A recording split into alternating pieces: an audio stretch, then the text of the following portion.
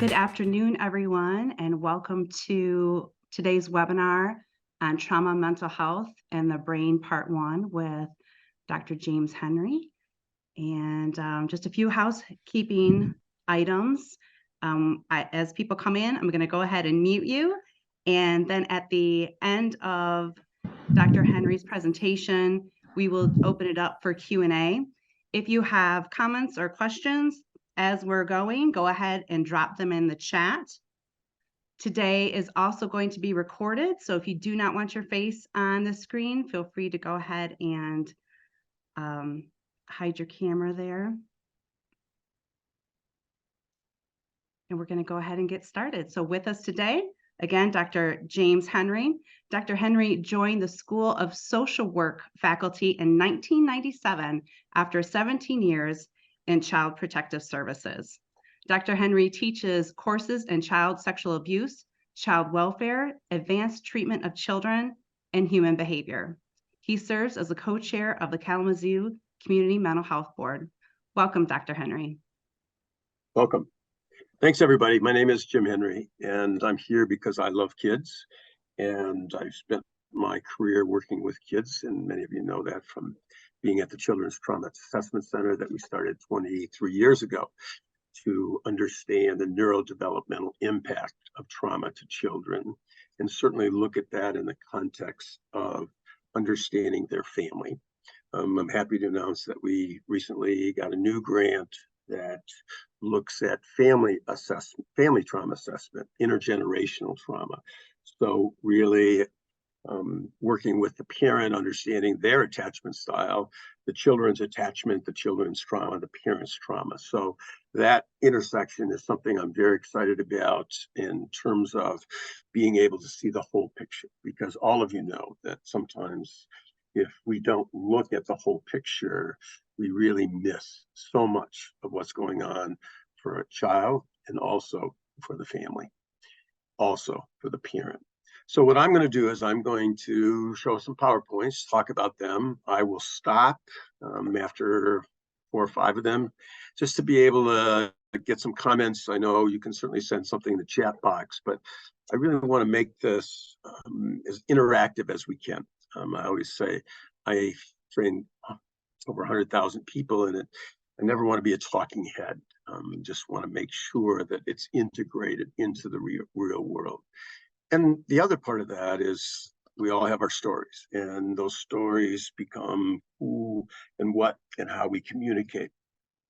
And all of our kids, all of our parents have stories. And as we talk about the intersection between trauma and mental health, understanding the brain, it becomes even more important as we look at how the life story weaves into what we may be seeing for children and for adults, and how and what that means for their functioning. So that's kind of where I want to start. I'm going to pull up. So I'm going to start with realizing and appreciating complexity, because anytime we talk about trauma, anytime we talk about families, anytime we talk about trauma in the intersection with mental health, it's complex. And part of us as people who work in this field or live, certainly, maybe some of you this daily, is that we sometimes move to simple answers, or in the world of mental health, we can look at it as diagnoses. But the diagnosis only represents, as I said earlier, a story that is weaved through a whole life. So I'm hoping we can really appreciate that complexity as we talk about what does this all look like. So this is a quote talking about embracing complexity that when I became director of a residential center that had closed and they had just reopened, we were trying to make it a trauma-informed center and a residential center. And this quote came up, and it just has always meant something to me because I quickly was overwhelmed. And in terms of the needs of the kids, the needs of the staff, how do we make this a living organism of safety, support, and appreciating the impact of what's happened to our kids in that residential. So this is from Wendell Berry, a very famous American poet. It may be when we no longer know what to do, we come to our real work. And when we no longer know which way to go, we begin our real journey. And what this means to me in terms of the complexity is we just can't check the box when we're trying to understand the intensity of what our kids have experienced, what they're experiencing in the moment, and the same with adults. And so this to me is about learning. This to me is about my growth as a professional, my growth more importantly as a person, to be able to be there and learn about that journey of that child, of that adult, of that family, and not check a box to say, I know what this is. Certainly, theory helps us, it helps me every day, but being able to be present and listen and expand, and that's the learning, expand my understanding of what that human being has experienced is where we really begin our work together as to understanding. So when we look at this next quote, it kind of fits with the initial one. This is from a judge in Texas, and I read this obviously 10 years ago, and I still have it because this is our system challenge. Being able to appreciate systems operate as an institution. And so when a system is responsive, it's because the person in the system was responsive. Systems function on lots of policies, and those policies help direct that system. And that's important and necessary. But again, to be present and to hear what are we going to do that pushes us in our thinking, in our hearts, beyond ourselves, to really understand what kids need, what adults need, what families need. And so the convenient decision certainly is what we would say, well, gee, that's what we've always done. I remember when we had given a recommendation and the judge who I had known for a long time called me and said, Jim, we can't do that.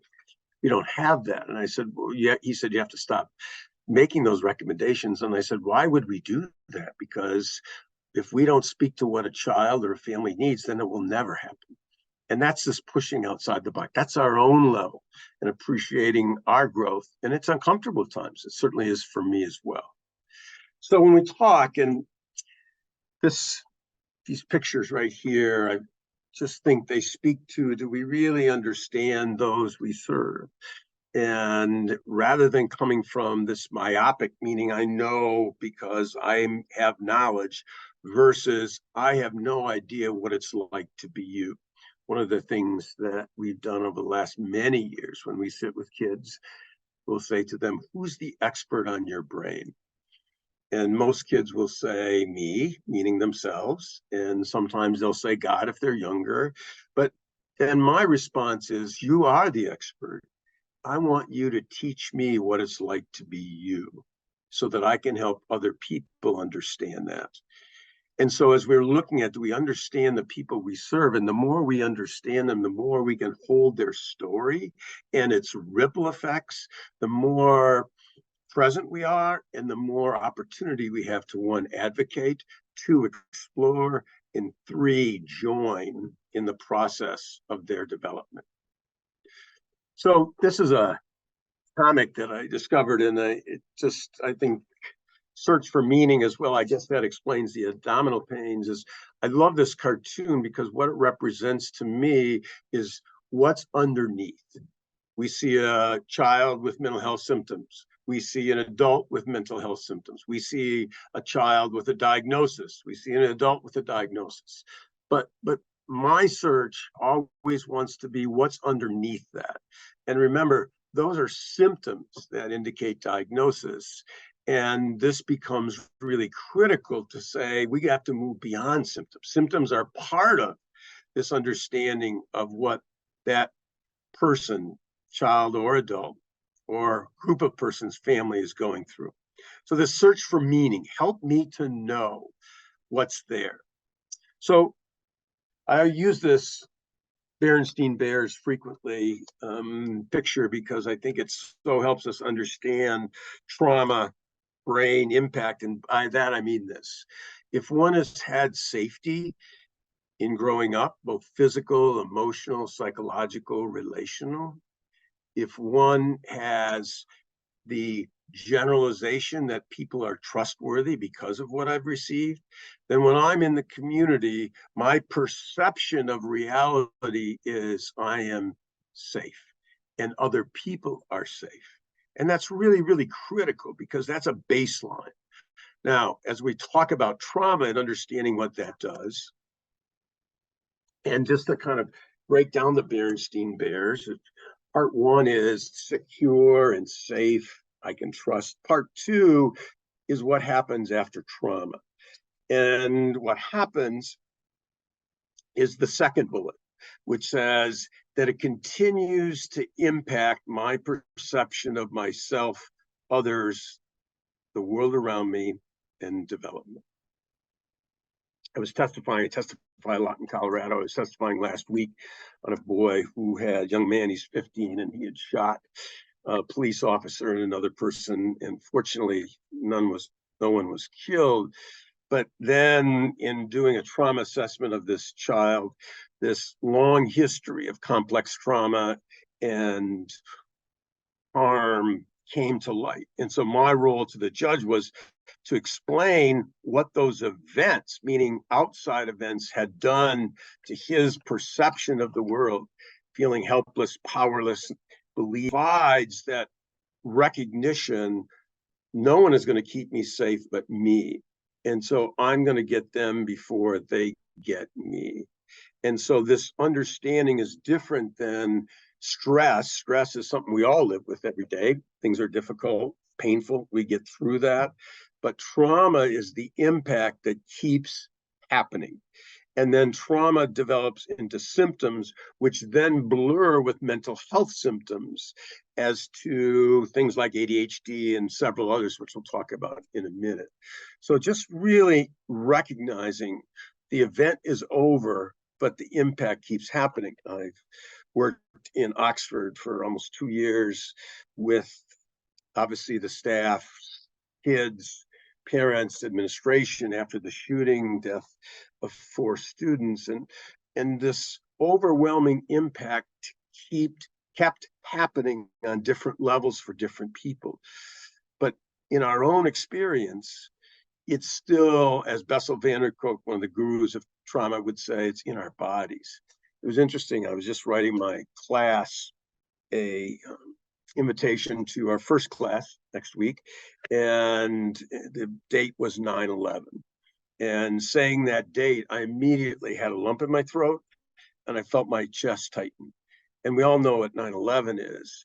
And yet I was fine, didn't have any of that until I saw the date. That's what trauma carries, some lasting impact. The good thing to know about trauma, we can heal from trauma, we can recover, but it doesn't erase impact. It lessens. And it's about you learning to manage it rather than trauma managing you. And when trauma is in control, then we see the symptoms. We see those ongoing ripple effects in multiple areas of emotional, psychological, relational, social function. So as we look at the second Berenstain Bears, after we've read the definition, then there's a deep appreciation for how perception is changed and what trauma can do. So obviously from the first to the second, we see the same images, but obviously threatening, obviously much more in a mode of, if this is my perception, I'm suspicious, I'm reactive, I've got to protect myself, self-protection. And so often, unfortunately, what we do, whether this is adult or a child, we tend to minimize their perception and say, no, the first Berenstain Bears is true. And we want them to believe us to be able then to have a different perception. The reality of it is our kids and adults need us to enter into this world with them, this second Berenstain Bear, and say, I'm here with you. No longer are you alone. And I will walk with you through this. all the great psychologists, theorists on psychology and or trauma is in order to get to the other side, we have to go through. And what our kids and our adults are looking for is to walk with them through this fear, because this is going to create, if this is me or you looking at this picture, hypervigilance. And that hypervigilance is, where is the danger? And so my brain, in terms of that thinking brain, which is at the top of our hand, that becomes, as a model, this flipping because I'm not safe.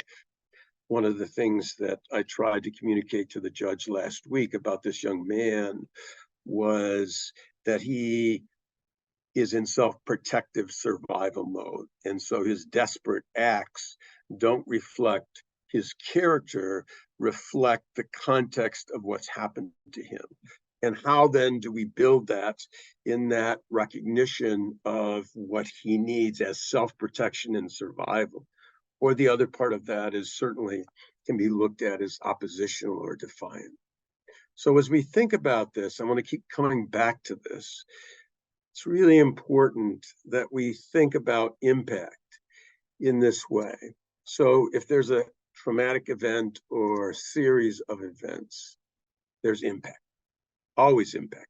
Now, the question is, what does the impact grow into? And so the less we're able to heal and deal with and resolve that trauma, the greater the impact. And what happens is this cycle where, okay, now I'm hypervigilant. Now I can't sit still in class. Now I'm worried about what maybe happen next. And so my anxiety is always on edge. And so the impact gets bigger because then people react to the person's symptoms, whether it be adult or child. So the event is over, but this ongoing impact continues to grow. And in that growing, it's reinforced because of our cultural perspective is that what the kids or the adults are doing are all willful, not a result of that impact. One of the things that the prosecutor brought up to me when I was testifying on behalf of this young man is that he's made all these choices. And I was trying to frame trauma and impact as how that takes away. Nothing's 50-50 because our brains are built on going to the lower part of the brain for self-protection and fight, flight, freeze. And so in that way, it robs our thinking or the executive functioning. And so in robbing that, I can't think through because my basic need at this moment is survival. And so we're trying to minimize this impact. As this grows, it becomes more and more consistent with mental health symptoms, diagnoses of severe mental health issues, because the impact continues to affect that perception, going back to the Berenstain Bears, but then beyond perception, it affects functioning. It affects how I view myself. So when we're looking at this, it's a very interesting. John Briere is one of the gurus of understanding adult and child trauma. He's written several books, done significant research at University of Southern California. And so he speaks about if we could eradicate child maltreatment, the DSM today, which is over 1,000 pages on the right, would be reduced to a brochure. I think that statement is profound because, again, it makes the connections that, yes, those symptoms are consistent with some of those severe mental health diagnoses. But if we're looking at the source or going back to that picture of the porcupine and understanding the meaning of now this explains it, that we really see a shift in our thinking about what's happening for our kids and adults. So this, I just want to show this. This is from Brian Samuels. He used to be the director of administration for child and family at the feds, an amazing man who grew up in foster care and was in residential, and subsequently became the director of DHS in Illinois, ultimately the head of ACF, and then now we're at the Chapin Institute in Chicago. But this picture of this chart, I should say, not picture, but what symptoms overlap. And so this is one of the complexities when we're looking at mental health and trauma. So you see on the left, the mental health diagnosis. First one is ADHD, very common, all right? Then you see the symptoms. You can read those. The other potential etiology or cause, rather than thinking of that as attention deficit hyperactive disorder, is child trauma. The body keeps the score of hyperactive, inability to sleep, fearful, dysregulation. And so really, again, just understanding kids and adults in a way then that appreciates history and what that history has brought about. The second one is oppositional defiant disorder, which is obviously a very negative disorder in the sense of, wow, that means this kid isn't going to listen. Angry outbursts, irritability, failure to comply. Again, just as I was talking earlier about that young man I was with in Colorado, is it being defiant and oppositional because he doesn't care, or is it being defiant and oppositional because he doesn't trust? Adults have hurt him. And when adults hurt any of us, our next moment of being with an adult is impacted in a way that we lose some trust. And when that happens multiple times, then it puts us again in that lower part of the brainstem, primitive brain, reptilian brain, however you want to call it, is that fight, flight, freeze center. The next one on the list is anxiety disorder. And obviously, we can see those symptoms in the middle column. And as Bessel van der Kolk would say, anxiety is the number one impact of trauma. And then that is this generalization into worry, into what's going to happen next. I was struck by being in Oxford at one point and having met with staff and students and parents and staff and students almost unanimously would say, whenever I walk into a grocery store now, the first thing I do is I look for the exit. I look to make sure nobody's behind me and what's my escape route. And so that understanding of anxiety, it isn't, gee, don't worry, Jim, you're safe here. No, the body and brain are operating in that survival mode. And so this becomes so critical in terms of that ongoing ripple effect. And anxiety is certainly one of those. And the other one is major depressive disorder, where we have self-harming and we have this shutting down, and we have I've sat with almost 6,000 kids, this numbing. I often would say to a child, sometimes I'm wondering if it might feel like you don't want to have any feelings. And often the response is, I just numb. And I numb through not having to want to feel anything, to substances, to taking risks, to whatever that might be, so as not to feel, because feeling is too painful and it hurts. So I just want to show this from Brian Samuels because it's just really significant, I think, as we look at child symptoms, what a diagnosis might look like, and then ultimately for a child, and then ultimately how that plays out in a minute in adults. This chart here, again from Brian Samuels, I just wanted to show you, it's striking to me, and a lot of colors, numbers, but I'll make it very simple. So if you look at the bottom of that chart and you see 0 to 6, 7 to 12, 13 to 16, and 17 plus, and these were all kids in Illinois who entered foster care. So Illinois has a very strong research base from DHS. So what you have here in the first column to the left, the 0 to 6, is when they looked at and did what's called the CANS, which is an assessment tool. that's very well known across the country and used across the world actually as well. They saw that in 0 to 6-year-olds, 68% of them demonstrated no significant symptoms of either trauma, which is in the green above that, or mental health, or both together. So you see that basically 32% of the 0 to 6-year-olds had symptoms, 68 didn't.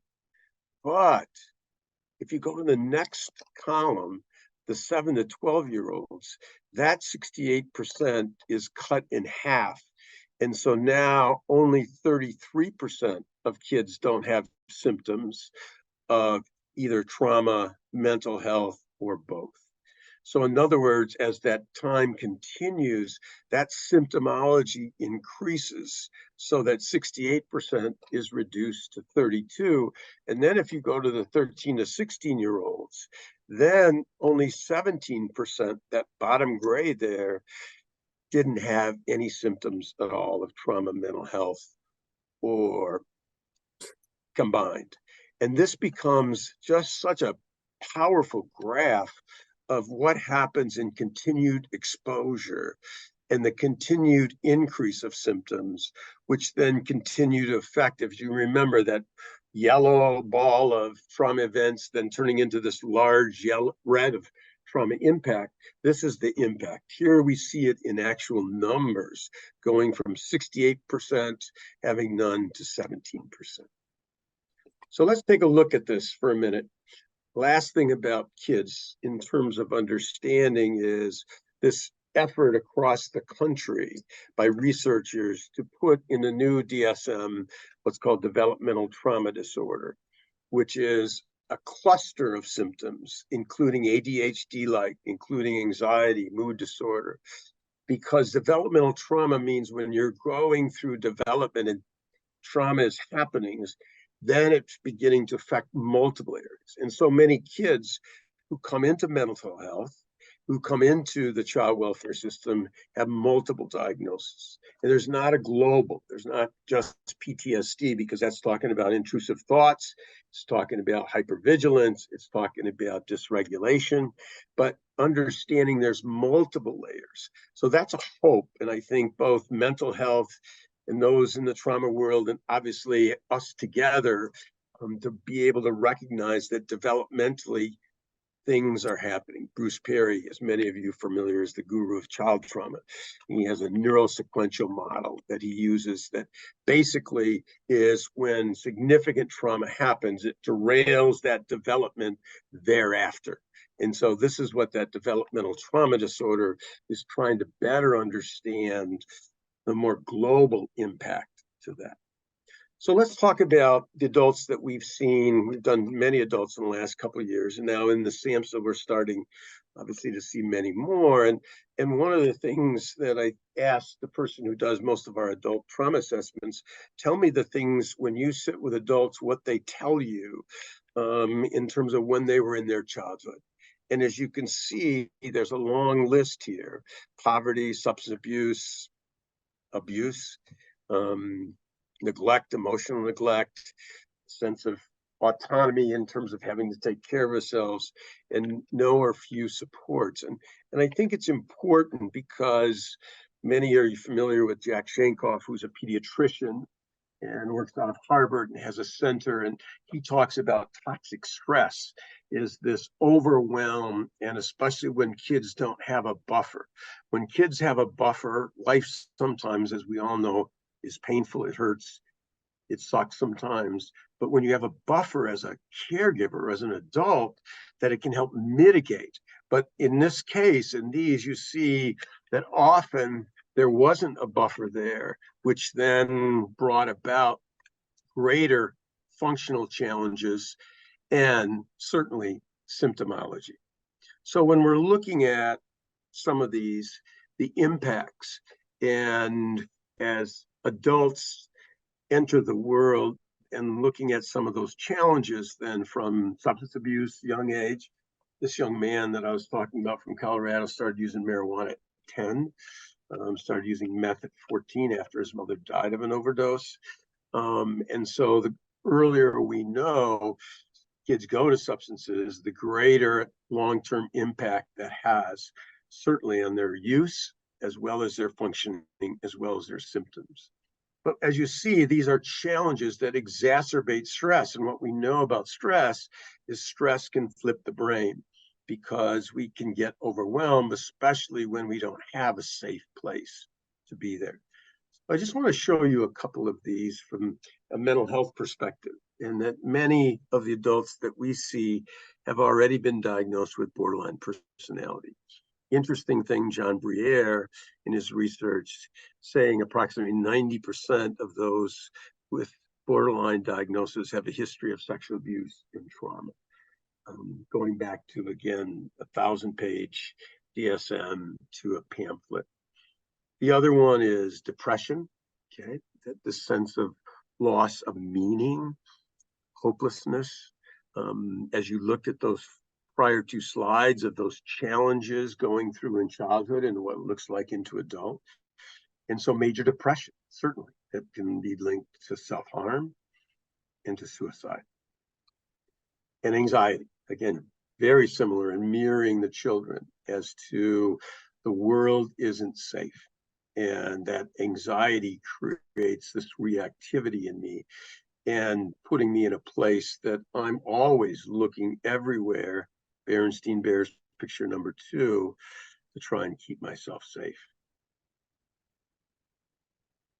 This one right here is very significant because many of our adults become diagnosed with bipolar disorder.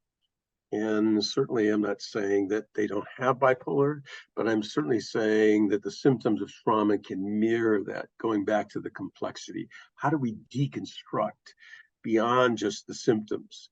And so when we're really trying to understand, we just did an adult assessment of an 18-year-old that somebody was thinking about diagnosing as bipolar. And part of what our response was after the assessment and sitting with her is that she does vacillate significantly from hyperarousal to hypoarousal, but that's in response to what she's been living with for her whole life of danger and harm. And so how do we really then get a full picture as we talk about how trauma can influence mental health and certainly diagnosis? And then the other is PTSD. And that, again, is limited. And certainly many of you know, maybe all of you know, that PTSD was originally designed for adults. It's only been in the last few years that it's been expanded in the last DSM to include much more about children, even though it was used to diagnose children with PTSD. But that PTSD is this ongoing intrusion into my daily life from what's happened before. And it's really important, especially with adults, that may not even be conscious. All right. I can't trust. I may not be able to tie in all my experiences, but that's a part of what has happened to me. And the other one is just this strong link. When we wrote our first grant to do family assessments, there's this remarkable statistic that's, over 70% of substance users have significant history of trauma, if not more. And so the two intersect together. And then the third, mental health, all form, whether it's now we're trying to deconstruct this, but recognizing and appreciating just how all that comes together. And the last one is dissociation. And that is this unconscious, because it is unconscious, ability to separate myself from my body because the world is too dangerous, often referred to as dissociation identity disorder. So I just really think as we look at these are the manifestations, and it becomes so difficult and to say how much of this, how much of that, but when we look at it together, how do we treat both in understanding and appreciating that symptomology? So I'm going to go and stop here because I went more than 4. But Kristen, are there questions, or if people have some or thoughts, please let me know. And I know there's a lot of information, and so I just want to make sure that I can address something. Sure. If anyone has any questions, you're welcome to unmute yourself and state your question, or you can drop it in the chat. All right. So one of the ways that when we talk about being present, being with, and understanding, communicating, do we really understand the people we sit with, whether adults or kids, is that we all have maps of the world, right? And that's built, our map of the world is built on our family, relationships, trusts, emotions, behaviors, all those environmental cues, all right? And that's important because that's how we view people, that's how we view ourselves. And so when I'm sitting with you, I have a map and so do you. And so those two maps are different. And certainly there are times when they overlap. But the real question in terms of this kind of how do we start being with is to be able to say, I, as a professional, can I put aside my own map and not overlay it onto yours or vice versa? And this is critical because appreciating that what kids are looking for and what adults are looking for is not us to fix them, but for them to be understood. And that is always opportunity for us to convey where the child feels, wow, somebody gets me. And all of us know, as adults on this call, all of us know when we feel understood, there's a relationship, a connection. And relationship is essential to healing. The number one factor in healing is having connection. So how do we let aside our own knowledge, in a sense, of our map and be able to hear and listen? So that they're then, as I said, teaching us what it is to be them, so we expand our perception of the world. So in that way, understanding the whole person, we really want to look at what's happening now. Tell me about what's going on for you. We want to look at, tell me what's challenging and difficult and things that you want to stop, but most often can't stop. Symptoms are rarely intentional. They come out of a context of what you've experienced. So tell me about those. What is that like? So many kids will say to me, I want to trust, but I can't. And so appreciating and valuing that that's part of the symptomology is this loss of trust in relationship. And then there's the genetics piece. I never want to discount that. And genetics becomes what we come with. And I think that's really important as we look at this. The statistics are on, let me just talk about bipolar for a minute, that if you have a parent who is bipolar, diagnosed anyways with bipolar, you have a 25% likelihood as a child, as you turn into adult, to have bipolar. If you have two parents diagnosed with bipolar, then that increases to 50 to 70%. Now, what's the missing gaps? The missing gaps are what's happening in your environment and how that triggers propensity to something as bipolar or ADHD that are genetic, but that the environment plays a role in how and if those things manifest. And so the other part of this is we always want to know history. As part of our adult trauma assessment, we do what's called the adult attachment interview by Mary Maines, a very rigorous, famous, and used in terms of an interview process that then gives typology for adult attachment, meaning preoccupied, dismissive, secure, lost. There's a variety of different, but going back in our history impacts what and how that relationship with other people will be, as well as my relationship to myself and how I view myself in that way.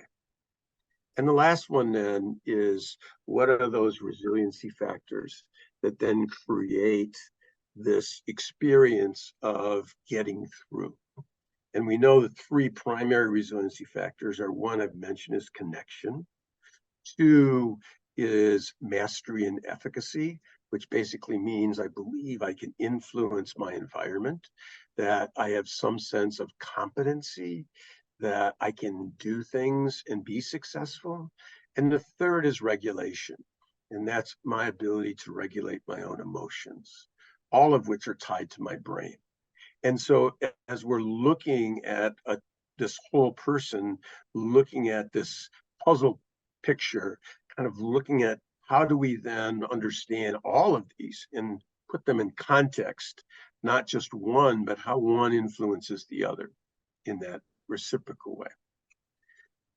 So I'm going to give a scenario, and this is a young boy that's 6 years old and talking about the complexity.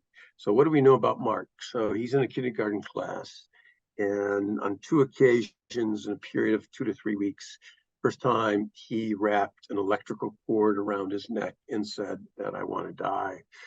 Second time, he grabbed another cord from something else, wrapped it around, and then pulled on it, saying, I just don't want to live anymore.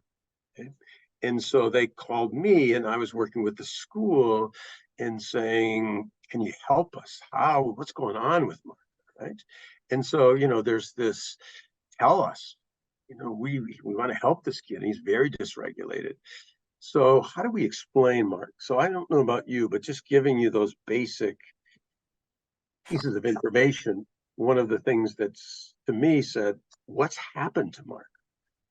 This doesn't come out of nowhere. What has happened to Mark? I don't know. They didn't have any idea. Parents are very supportive of the boy, brought him to the critical response unit, ended up not hospitalizing him. He now has a 1-to-1 aide and is out of the classroom except for play because he can get so dysregulated. So that became very important to me. So in going to see him at the school, the mom came in, and within 5 minutes, and we had gathered a history from her, but she had said none of this. And she said, I just have to tell you, and she was crying, and she said, the last 2 years, I've been very suicidal as well. And so my son has heard me say, I want to kill myself. My son has seen me explode and do things and throw things. I just want you to know that. And that became obviously kind of this puzzle piece. So, wow, symptoms, history, potentially genetics, very significant. And also resiliency. This was a mom who cared deeply for her son, but was struggling herself, and then launched into her own childhood, that she's always felt insecure and had this history of depression. So that kind of looking and understanding Mark from that interaction, and then certainly the information from mom, became essential. So a couple of things with Mark is this question, is Mark mentally ill? We can maybe jump to and think he's 6, that can't happen. And yet what's going on with Mark? Or is this then this early signs of mental illness that then are going to plague him the rest of his life? So a couple of things. So I was sitting with him, and I like to draw, not very well, but I draw with kids. And so I had lots of white paper, and literally we did this all under a table, because when I came in to see him, he was laying under a table playing his computer education game, and I laid next to him, and we proceeded to do that work from there. But one of the things that he said is, I have lots of bad days at school, right? Lots of bad days at school. The second thing is, when I have lots of bad days at school, this is what my brain looks like. Okay? Is that it's going every which way and I can't think. I said, well, what happens when your brain gets like that? He said, well, then I know I'm mad. And when I'm at home, I destroy the house, or I might do something at school. And this one's a little bit different, but you can see at the top, it says, my brain then becomes an exploding volcano. And because I get so mad, and I just don't seem to have a reason to get mad, but my body gets mad and I can't stop it, and it explodes. And so I just think it's so important, because then he said to me, then I just get mad at myself because I got mad and did things that I didn't want to do. And I think his statement, again, I want to use that word profound again, is so important because he's telling us my brain is flipping. I don't understand why I do these things. I don't want to do these things. And when I'm regulated, I don't do those things. But then quickly it all changes. And then I get mad at myself. And I said to him, so when you get mad at yourself, what do you do? And he said, well, then I think about hurting myself. And he said, my dad, mom and dad were divorced. My dad has a big barn, and I spend 1 week with my dad, 1 week with my mom. He said, and my dad has 2 axes in there in his barn, and I know the one that I can use because I've thought about using that because I get so mad at myself.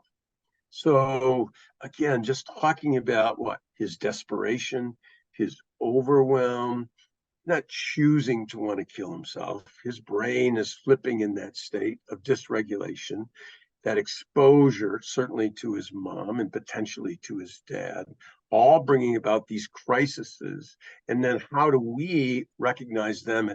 Yes, a crisis, yet recognize them, yes, as trauma, yet recognize them, yes, as mental health symptomology, but also being able to put those pieces together to give him the support and to give mom the support and dad who are very committed but don't know what to do. Because mom literally said, I don't know what to do. I don't know how to calm him. And the first thing I said to her after we chatted for a while is, instead of saying and criticizing him, say to him, I know you're trying the best you can. I know you want to do the best you can. I know that's what you want. And from there, I want to be with you and support you in that so I can help you do this. Versus we get into judgment, criticism, blame, which only alienates the child or an adult and puts into motion this thing is you could do something else if you want to, you just don't want to, which is totally different than what we know of what trauma does to the brain, as well as our perception of ourselves in that way. So I'm just going to show this one and then we'll stop and then maybe get a few questions. So there was a 16-year-old in another state that recently we did an assessment on, and somebody that she had lived with her grandparents for a long time, started living with her mother again, and just prior to that was in a psychiatric hospital and met a young man there, and they basically ran away. Young man had a gun. They were in the park. Young man put the girl's head, actually the girl did it herself, right next to his head. And when the cops showed up, he shot the gun, killed himself. Bullet went through his head into hers. Fortunately, she lived. Okay.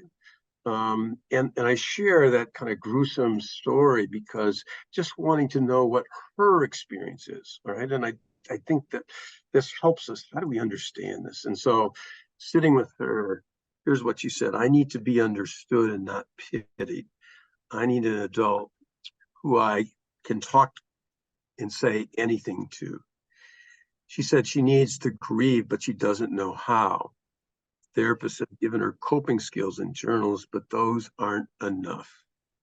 She compared it to, and this was just such an analogy, giving a mouse a crumb and sending it out of the house as if the crumb is going to fix everything.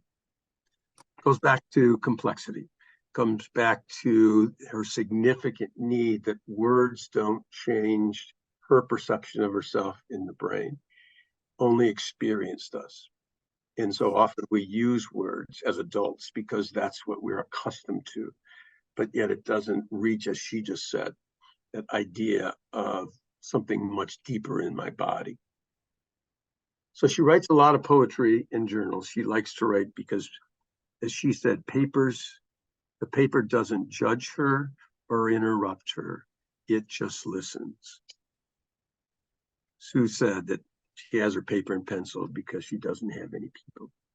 So again, as we think about the perception of the world for her and how and what that looks like, and then how and what her behaviors, then when we contextualize those by that puzzle pieces that I put together, then we see again the desire, and yet the lack, this unknown, this gap of what do we do to help that brain feel safe so that it can begin to think and can potentially have those connections. So I just want to give 3 adult comments and then we will stop. I said I was going to stop, but I got a few more minutes. This is a 30-some-year-old adult who has significant mental health symptoms and also has significant trauma, but I never felt good enough for my mom and could not live up to her standards no matter what I did. I still can't live up to her standards. I always was a letdown. So this picture right here, done by a woman who was physically and sexually abused as a child and now as an adult, her path to healing was painting. I think it just conveys the significance of my internal messages. And it's important to know that I can't take those away. I can respect those and honor and say, hey, I don't think that, but I know you do. And that makes sense given what you've heard from the most important people in your life. Now we can explore that and go to places, but if this is your perception, then this drives your own self-condemnation. The other one is, I feel fine one minute, and the next minute I'm pissed off for no reason. It's just once said by a 40-year-old. I'm tired of being angry all the time. So one of the things that this made me think of was complex trauma, and complex trauma is multiple early ongoing traumatic experiences, right? And so you see, again, this same woman drew or painted this picture, but when you see loss of memory, blockage, meaning that collar around the throat, lips are sealed, helpless, large dead zone, she was sex abused, as I said, kind of anger and loss of mobility. It visualizes what that statement, that quote, really helps us to understand and how and what then does to my symptomology. So those of you who know borderline, as I was telling you earlier, it's that approach avoidance. I want connection more than anything in my life because we all need inherently relational connection. But the closer I get, the more fearful I become that you're going to reject me and you're going to discover me, previous picture in the green, and therefore I'm going to reject you before you reject me. And so this ongoing testing. And so again, fitting up the profile of certainly a mental illness called borderline, but being rooted in this trauma that she experienced, ongoing complex trauma.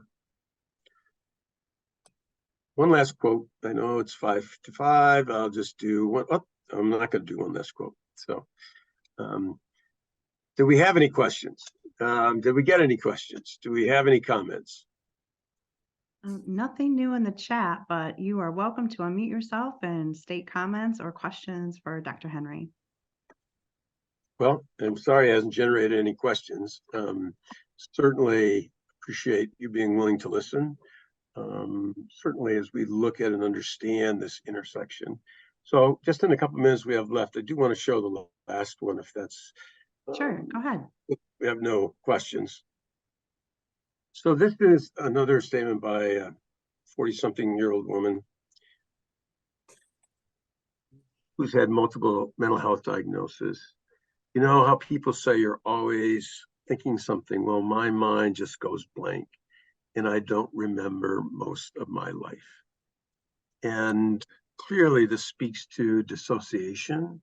And when, as I said earlier, life is too dangerous, and so I have to, quote, get out of my body unconsciously in order to survive. And this happens frequently in sexual abuse.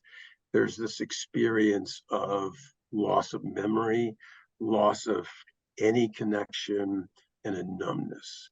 And so that manifests in multiple symptoms, as you can imagine, and certainly different diagnoses. But this picture, I think, again, done by the same woman who's done the other two, really speaks to what dissociation is and how significant. So she was sexually abused by her brother and multiple of his friends. And so you see her reenacting and drawing this scene. And her up in the corner on top of the wall, which is a manifestation of dissociation because it was too dangerous in my body. And yet that Medusa that's coming down is reflecting the quote, got to get back at, the vindication, the anger that she couldn't express, but had and still has. And yet, how and we go through that to give her that release. And the other part of this is when you use something to get through trauma, like dissociation, then what happens is as life goes on, you begin to use that even in small stressors. So it may not be anything traumatic, but you might feel some stress and your brain immediately separates because it's now wired for that. And that's critical to be able to appreciate in kids and adults, that where did that come from, right? And it comes from how the brain had gotten wired because of those traumatic events. And so as we think about then the impact to this adult in her day-to-day functioning and her own loss of sense of history, and not being able to remember because of that self-protection.